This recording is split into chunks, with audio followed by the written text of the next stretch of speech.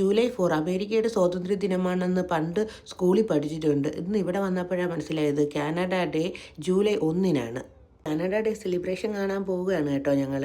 പോകുന്ന വഴിക്ക് കുട്ടികളെ കണ്ടിട്ടാണെന്ന് തോന്നുന്നു ഒരു അങ്കിള് ഞങ്ങൾക്ക് ഈ ഗിഫ്റ്റ് തന്നായിരുന്നു.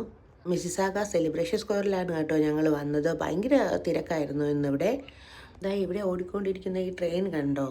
ഈ കാണുന്ന ട്രെയിൻ കണ്ടോ? കഴിഞ്ഞ വർഷം ഇവിടെ വന്നപ്പോൾ നന്ദോസ് ഇതിൽ കയറിയിട്ടുണ്ടായിരുന്നു. ഇന്നിപ്പോൾ ഫാമിലി ആയിട്ട് കയറാൻ വേണ്ടിയിട്ട് ഞങ്ങൾ അതിലേക്കുള്ള ക്യൂവിൽ നിൽക്കുവാണ് കേട്ടോ. ക്യൂവിൻ്റെ ഫ്രണ്ടിൽ എത്താറായപ്പോഴേക്കുമാണ് ഗിരിയും എഴിലും അവിടെ എത്തിയത്.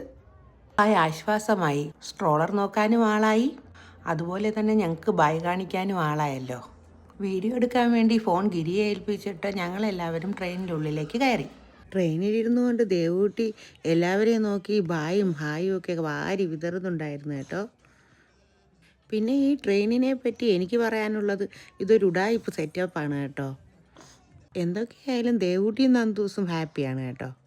ഒരാൾ ഈ ട്രെയിൻ ഔട്ട് സൈഡിൽ നിന്ന് തള്ളുന്നത് കണ്ടപ്പോൾ എനിക്ക് പണ്ട് പാളയിലിരുന്ന് പോയ ഞങ്ങളുടെ കുട്ടിക്കാലമാണ് കേട്ടോ ഓർമ്മ വന്നത്.